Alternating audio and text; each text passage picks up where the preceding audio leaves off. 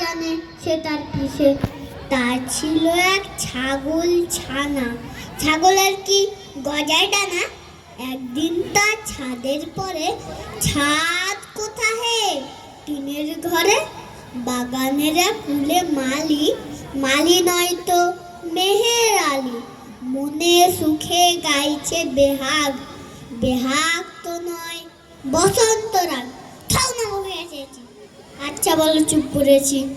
এমন সময় বিছানা ছেড়ে হঠাৎ বোমা আসলো তেরে, ধরলো সে তার ঝুটির গোড়া।